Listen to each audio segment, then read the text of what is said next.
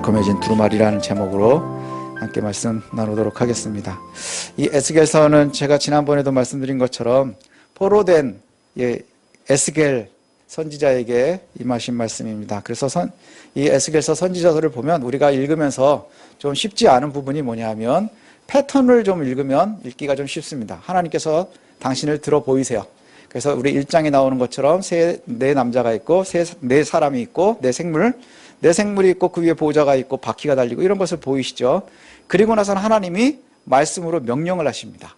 명령하시고 나면 그 뒤에 에스겔이 행하는 거예요. 요 세 가지의 패턴을 갖다가 좀 기억하시면 수월하실 것 같아요. 그러면 이제 오늘 3장부터 시작되는 이 말씀은 뭐냐 하면 그 보이신 하나님이 직접 행하시면서 에스겔에게 명령하시는 겁니다. 에스겔에게 명령하시는 장면이 나오는데 이 에스겔서 3장의 앞부분은 2장의 끝부분하고 연결이 되어 있어요. 굳이 왜 나눴을까 싶은데 그 말씀은 뒤에 나누도록 하겠고요. 이 이야기와 굉장히 비슷한 장면이 어디 나오느냐 하면 동시대 인물 선지자가 또 있다 그랬었죠. 예루살렘에서 지금 일하고 있는 예레미야에게도 비슷한 말씀이 나옵니다. 하나님께서 예레미야에게도 비슷한 상황을 말씀하시는데 예레미야 15장에 보면 이런 말씀이 나오거든요. 예레미야 15장에 보면 1절, 2절 이 앞부분에 하나님께서 예레미야에게 이렇게 말씀하세요.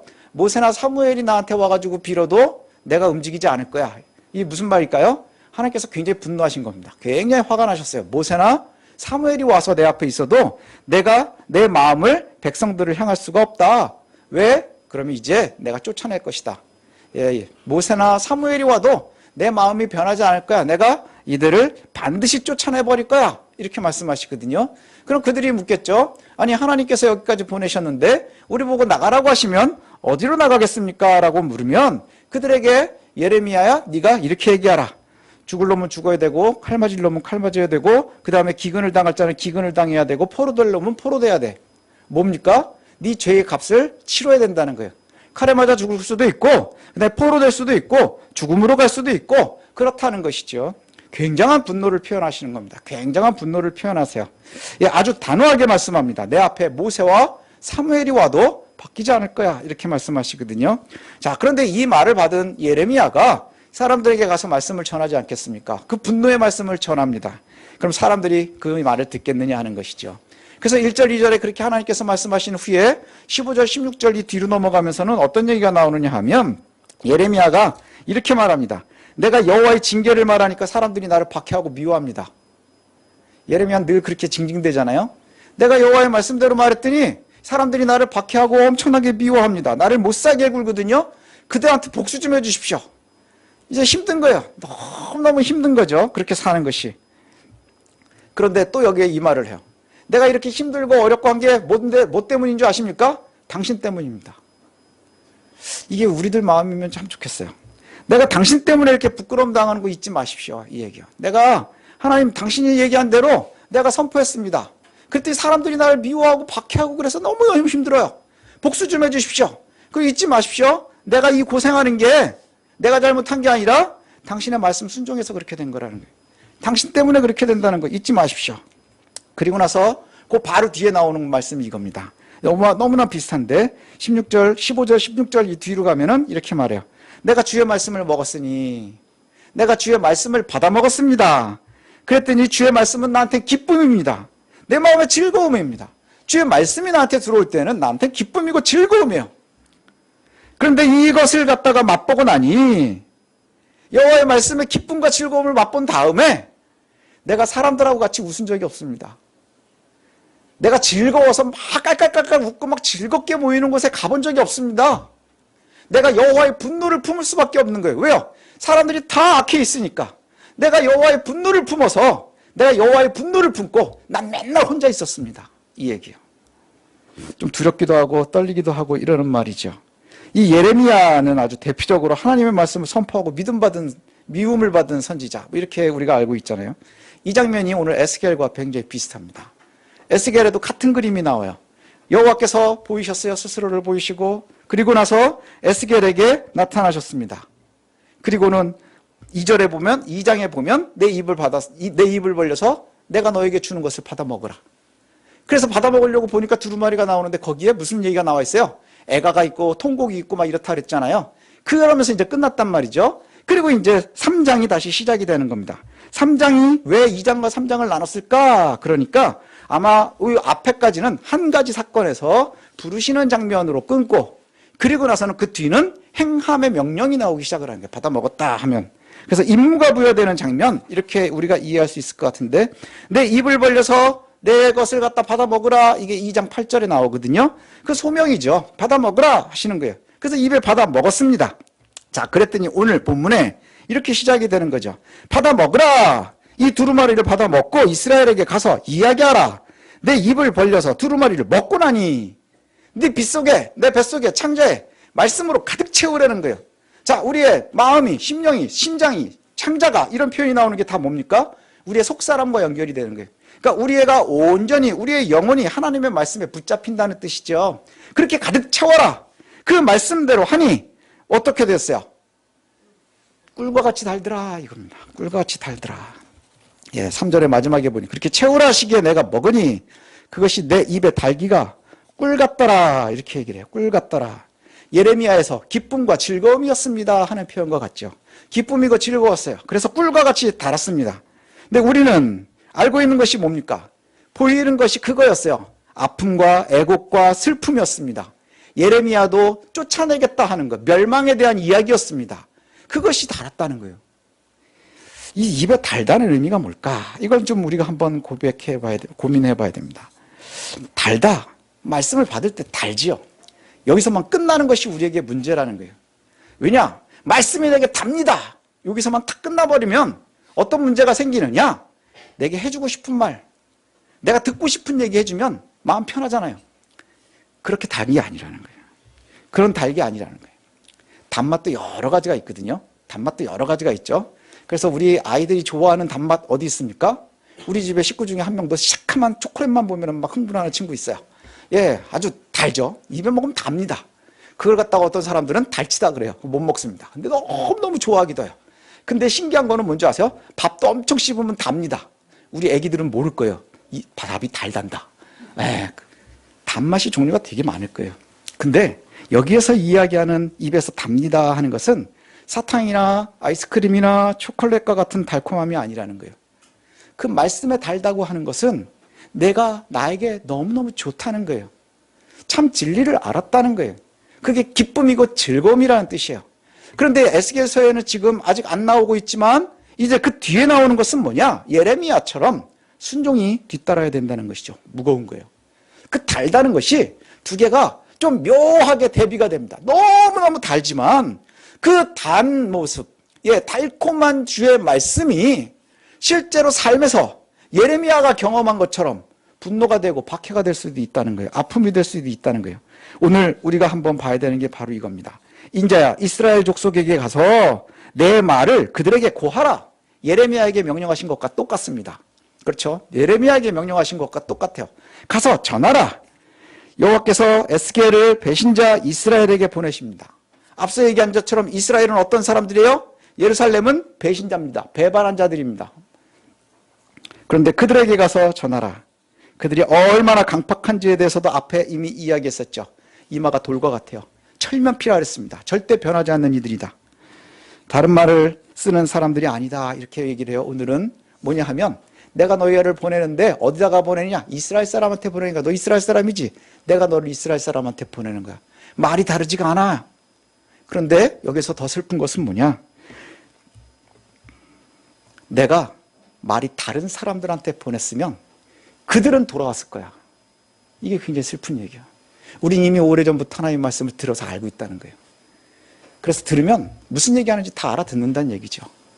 다른 말을 하는 게 아니야. 같은 말을 하고 있는 이스라엘 백성들에게 내가 너희를 보내는 거야.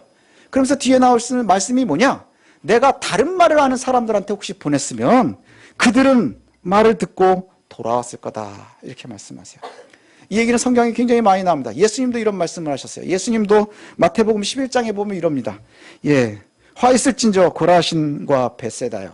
고라신, 벳세다, 여기가 어떤 뜻이냐? 여기가 그리스도께서 이적을 많이 베푸신 곳이에요. 이적을 정말 많이 베푸셨습니다. 그런데 뭐라고 말씀하시냐? 야, 고라신, 벳세다, 내가 너희들한테 한 만큼 두로와 시돈에게 했으면 두로와 시돈이라는 곳이 어디냐면 당시에 이스라엘이 건국을 할 때 왕국이 되는 동안에 그 위에 지금의 시리아 지역에 가나안의 위쪽에는요 페니키아인들이라고 세계사에 나오는 사람들이 있어요. 장사의 신. 그래서 장사를 많이 하던, 나중에는 이 사람들이 한니발의 이제 조상들인데, 그 사람들은 왕국을 이루지 않고 도시국가들을 계속 가지고 있었거든요. 두로와 시돈, 여기가 거기입니다. 페니키아인들 아주 바알을 열심히 섬기는데 굉장히 부자예요. 상업을 하는 도시여서 너무너무 부자들입니다. 그 당시에 우상 숭배에 아주 가득했었던 도시들이거든요. 거기를 예수님도 방문하신 적이 있어요. 그런데 그리스도께서 그렇게 이적을 많이 베푸셨는데, 내가 두로와 시돈에서 가서 했으면 그들은 회개했을 거야, 이 얘기를 하시는 거예요. 회개했을 거야. 또 반대되는 장면도 나옵니다. 요나가 니느웨에 갑니다. 요나가 니느웨에 갔어요.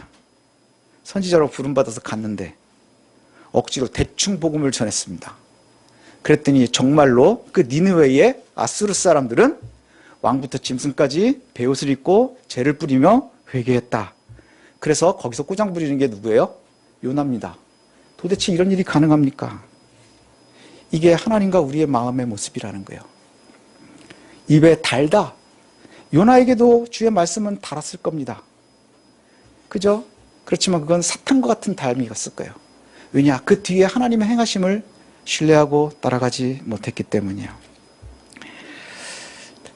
듣기를 원하지 않는 자보다 더 무서운 게 뭐냐면 영적으로 둔감한 사람들이에요. 모르는 게 아니에요. 이해하지 못하는 게 아니에요. 지혜가 부족한 게 아니에요. 의도를 가지고 거부하는 겁니다. 의도를 가지고 거부하는 거예요. 고의적으로 거부하는 거예요. 지금 이스라엘에게 포로된 자들에게 하나님께서 진단하고 계시는 게 바로 그겁니다. 내가 꼬부랑말로 하는 게 아니야. 내 말을 다 알아들어. 그리고 그 이야기가 네가 처음 하는 게 아니라 선조의 때부터 전해지고 있는 거야. 근데 그들은 듣지 않을 거야. 고의적으로 거절하고 있다. 이런 표현입니다. 이런 이들에게 이사야서에서는 분명히 이렇게 경고합니다. 이사야 1장 19절 20절에 너희가 즐겨 순종하면 땅의 아름다운 소산을 먹을 것이요 너희가 거절하여 배반하면 칼에 삼켜지리라. 여호와의 입의 말씀이니라. 우리가 참 어려운 시대를 살아가는 것 같아요. 하루하루가 불안하지 않습니까? 저는 되게 불안한 것 같아요. 우리 아이들이 신앙생활은 잘할 수 있을까? 또 살만한 세상을 살 수는 있을까? 거기에 대한 확신이 없습니다. 옛날에는 그랬다 그래요. 우리보다는 우리 자녀들은 좋은 세상에서 살겠거니 하고 기대를 했답니다. 근데 여러분들 그런 기대가 있습니까? 자고 일어나니까 저쪽에서 또 전쟁이 났어요. 힘센 놈이 때리는 세상입니다. 때리고 맞고. 그래서 제가 기도할 때마다, 선교사님들 기도할 때마다 일상이 안전하게 해주십시오 이런 기도를 하는데, 이제 그 기도가 우리의 것이 됐습니다. 우리는 안전하겠습니까? 지금 우리들 열심히 아이들 공부하고 또 대학에 가려고 하고 진학하려고 하고 미래를 준비하지만 그 세상이 유지는 될 수 있겠습니까? 거기에 대한 확신이 있으십니까? 진짜 두려운 세상이 다가오는 것 같습니다. 이런 시대에 과연 예수 믿는 사람들, 주의 백성이라는 사람들이 어떻게 살아가야 될까? 그러면 에스겔과 같은 모습이 우리에게 있어야 될 줄 압니다. 우리가 살아가는 곳이 그발강과 다르지 않아요. 하나님은 배신한 세상을 살아갑니다. 그리스도의 이름으로 살아가는 사람들이에요. 모두 그리스도인들이라고 얘기하지만 그들이 다 포로되어 있습니다. 얘기를 해도 들으려고 하지 않아요. 왜요? 이미 들어서 알고 있는 얘기입니다. 의도를 가지고 거절하는 거예요. 거짓으로만 그것을 이용하고 싶어 합니다. 말씀을 의도를 가지고서 재단하고 싶어 해요. 1.1획도 변함이 없다 하시는 말씀을 내 마음대로 끊임없이 리폼하고 싶어 하는 거예요. 바꿔서 입고 싶은 거예요. 염색해서도 입고 싶고 잘라서도 입고 싶고 늘려서도 입고 싶고. 그런 곳에서 우리가 살아야 됩니다. 우리가 에스겔과 같이 하나님의 말씀을 선호한다고 하는 것은 그 말씀대로 우리가 살아간다 하는 겁니다. 그 명령을 에스겔에게 주셨어요. 이 에스겔에게 주신 명령은 곧 우리의 명령이기도 합니다. 우리의 명령이기도 해요. 불가능해 보이는 두려운 소명이 에스겔에게 주어졌습니다. 그래서 하나님께서 그 이후에 무엇을 하시느냐? 감당할 수 있도록 도우세요. 여기서부터 우리가 중요한 겁니다. 하나님께서 에스겔을 감당할 능력을 주시는데 어떻게 주시느냐? 첫 번째, 이스라엘 백성들이 악하다고 하는 표현이 뭐냐면 이마가 굳었다, 이런 표현을 많이 쓰시거든요. 앞에 배신자고 이마가 굳은 자들이다, 철면피 같은 놈들이다. 그런데 에스겔의 이마를 화석보다도 강하게 금강석과 같이 해주셨다, 이렇게 표현해요.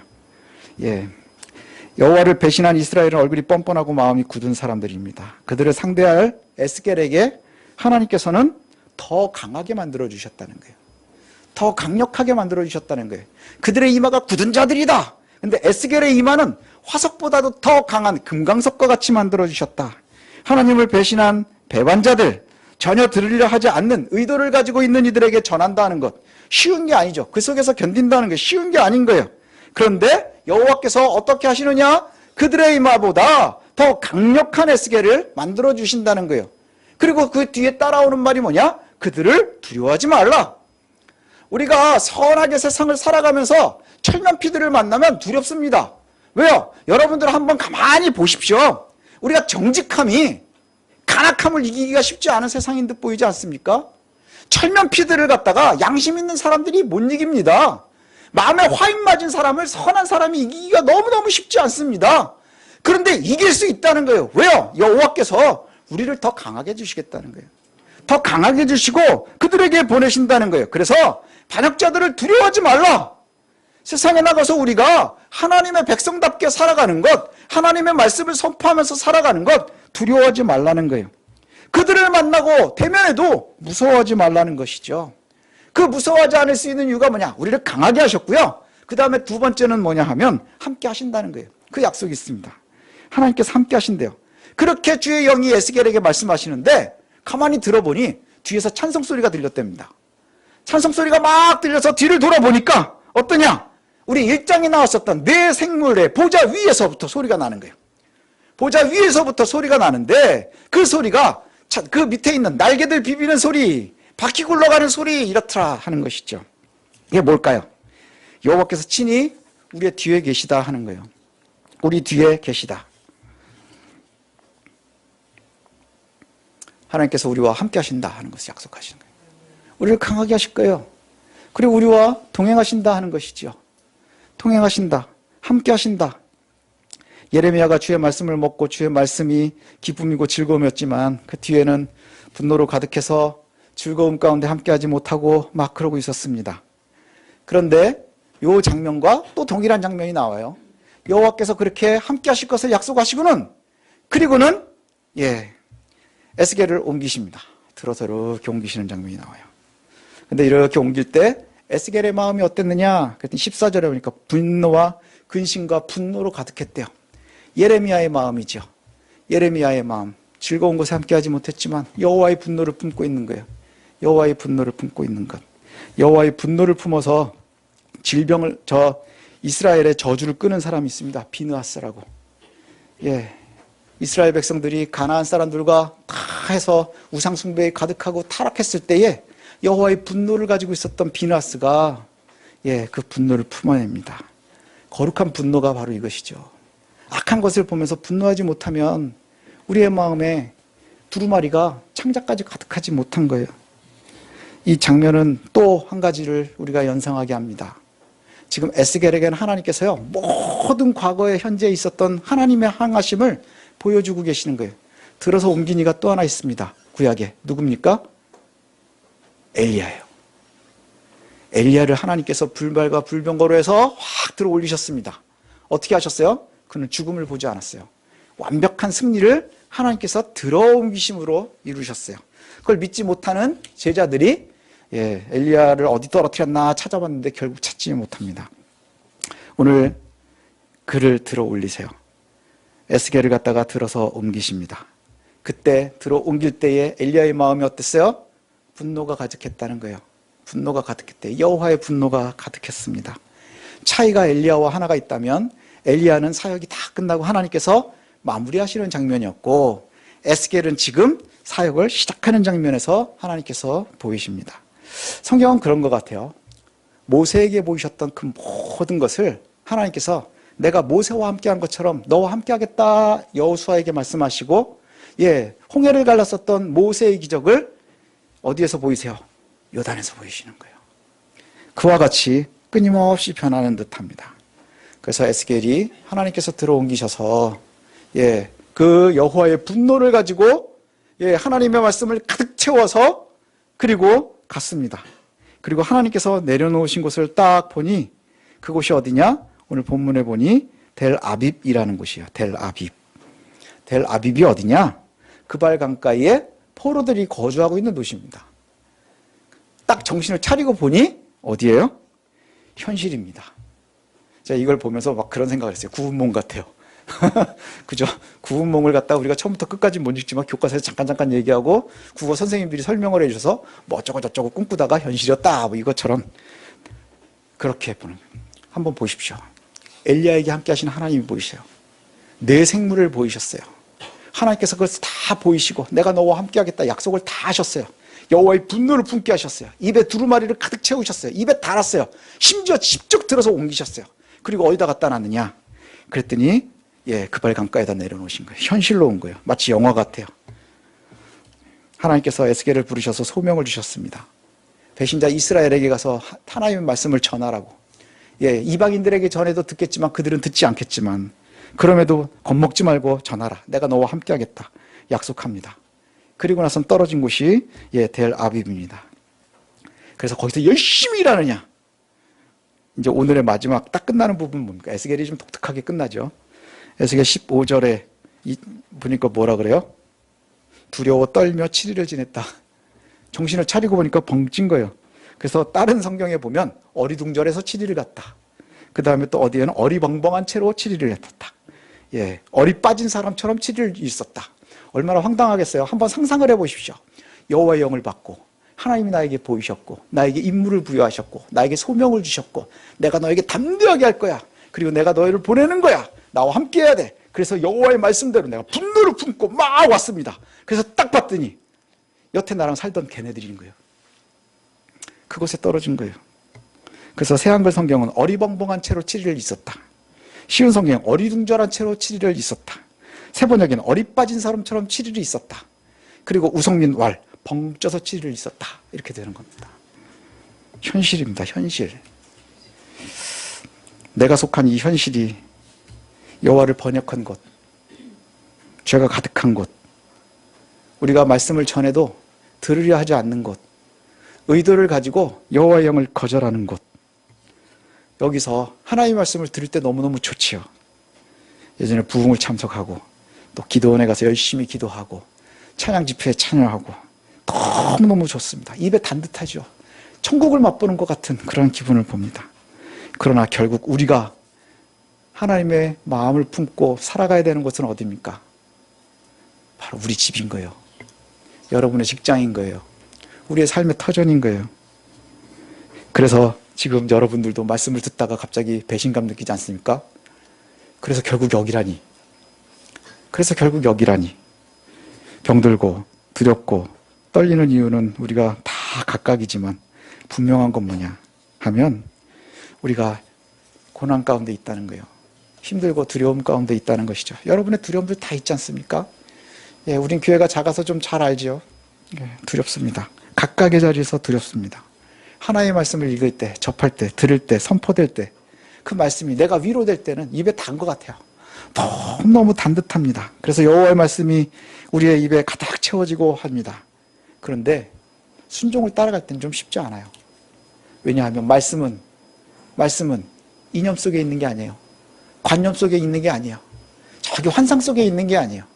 바로 여호와의 영이 우리를 옮겨놓으신 곳이 델 아빕에 에스겔을 두신 것처럼 우리가 하나님의 말씀 가운데 가득 차서 하나님의 분노를 품고 하나님의 말씀을 가득 채우고 그리고 우리가 있어야 되는 곳이 어디냐? 말씀을 따라 순종해야 되는 곳 바로 여기입니다. 여기라는 거예요. 그러나 중요한 것 있습니다. 왜 하나님께서 이렇게 꿈과 같은 일들을 주실까요? 왜 입술에 두루마리를 주시고 환상을 보이시고 그리고 나서 약속을 주시고 내가 너와 함께 할 거야 찬송 소리를 들으실까요? 함께 하신다는 거예요. 우리가 더 강력하다는 거예요. 두려워하지 말라는 거예요. 세상은 강팍하고 우리를 대적하고 박해할지라도 두려워하지 말라는 거예요. 예레미야의 말씀이 에스겔에 나오지 않지만 예레미야의 말씀을 우리가 기억해야 돼요. 내가 여호와의 말씀을 가지고 그것을 순종했습니다. 그때부터 내가 세상 사람들과 즐거운 적이 없습니다. 왜 즐거울 수 없을까요? 악인들과 즐거워하는 것은 타협이기 때문입니다. 우리가 악해지는 방법밖에 없기 때문인 거예요. 적은 수지만 우리의 가정이 그리고 나의 심령이 홀로 있는 듯 외로운 듯 하지만 그러나 내 뒤에 날개짓하면서 바퀴소리와 함께 찬양의 소리로 나와 함께 하시는 하나님, 그리고 나의 이 말을 갖다가 금강석같이 강하게 하셔서 세상에 우리가 보면 너무너무 무서운 놈들이 많지만 그들보다 강한 것이 우리라는 거예요. 말씀대로 살아가려고 하는 우리들이라는 거예요. 이것을 갖다가 우리가 신뢰할 수 있었으면 좋겠습니다. 홀로 두지 않으시는 하나님, 반드시 우리와 함께 하시는 하나님, 그 모습을 저와 여러분들이 기억했으면 좋겠습니다. 문득 정신을 차리고 보니 텔 아비브이래요. 우리가 요즘 현대의 사회에 우리가 무엇을 고민을 해야 될까? 예루살렘이 왜 망했을까를 생각해 보면 됩니다. 예루살렘이 왜 망했나요? 여호와를 향한 제사가 끊어진 적이 한 번도 없습니다. 제사는 늘 드려졌습니다. 근데 가만히 보면 예루살렘은 역사적으로 쭉 오랜 세월을 지나면서 형식은 남아 있었지만 마음이 없었어요. 그래서 성전을 갖다 재건하다가 뭐가 나옵니까? 두루마리가 그때 나와요. 두루마리는 여호와의 말씀은 우리를 이끌어야 되는 거예요. 그래서 모세의 율법대로 우리가 행한다라고 얘기를 하는데 그 모세의 율법이 재건축을 하다가 나왔다는 거예요. 숨겨져 있었던 것이. 그래서 그것을 읽고 옷을 찢습니다. 무슨 얘기일까요? 우리가 늘 형식적으로 우리가 습관을 따라서 늘 전통을 따라서 하나님의 말씀에 매번 잘 매여 있는 것 같아요.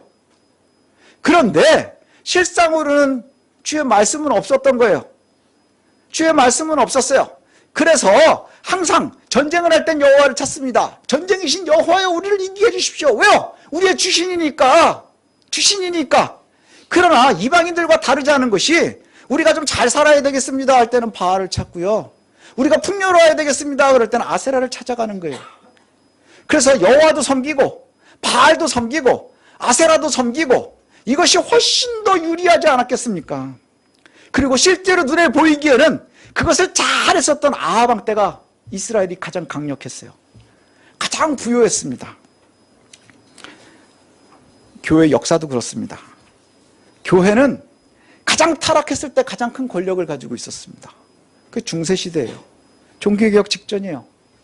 가장 강력한 권력이 있었어요. 얼마큼 강력했습니까? 황제들이 와서 교황한테 회개를 했어요. 영화에 보면 은행나무 침대에 나오는 황장군처럼 황제가 와서 무릎을 꿇고 교황이 용서해 줄 때까지 기다려야 되는 역사들이 있었어요. 그때가 가장 타락한 때입니다. 가장 강력하지만 가장 악했었던 시대가 바로 그때예요. 우리가 조심해야 되는 이유가 바로 이겁니다. 우리는 말씀을 따른다라고 명목을 갖지만 때로는 우리의 욕구를 따라갈 때가 많다는 것이죠. 현대 우상, 그래서 권력이나 돈이나 인기나 때로는 정치적인 이념이나 이것을 더 사랑하고 추구합니다. 그것을 추구하기 위해서 여호와를 이용하고 싶어 해요. 그래서 그 결과가 뭐냐? 교회가 이용당하고 있다는 거예요. 출세하고 싶은 사람들에게, 권력을 쥐고 싶어하는 사람들에게, 인기를 얻으려는 사람들에게, 명예를 얻으려는 사람들에게, 그 사람들에게 교회들이 이용당하고 있습니다. 근데 더 슬픈 것은 그런 사람들이 많아져서 오히려 말씀보다 그 이용하는 사람들에게 환호한다는 것이죠. 다 같이. 그러니 우리가 예레미야처럼 분노를 가지고 혼자 있어야 되는 그러한 심령을 우리가 가져야 되는 겁니다. 열광이 믿음의 확신이 아니거든요. 열광하는 것이 믿음의 확신이 아닙니다. 흥분하는 것이 좋은 믿음이 아니라는 거예요. 말씀에 대한 무지를 파고들어서 자연스럽게 우리의 약점을 파고들어서 우상숭배하도록 하는 그 세력들의 숨겨진 전략일 수도 있다는 거예요. 우리가 가장 약한 약점들이 있습니다. 저도 그렇고 여러분들도 마찬가지입니다. 우리의 가장 약한 약점이 뭡니까? 우리 애들 걸리면 약해집니다. 건강에 이상 생기면 약해집니다. 재정 문제에 빠지면 약해집니다. 관계 때문에 힘들어집니다. 이것 때문에 우리가 타협할 수 있어요. 그러나 바로 깨어서 하나님을 배반하지 않을 수 있어야 됩니다. 과거 이스라엘 백성들이 하나님을 배반하고 고의적으로 말씀을 거부했었던 결과가 바로 지금 현실이에요. 하나님께서 에스겔을 데리고 가서 내려놓으신 곳, 델아빕, 그발강가, 우상의 도시를 섬기는 곳. 오늘날 그리스도인들 역시 영적인 포로 상태에서 놓일 가능성이 있습니다.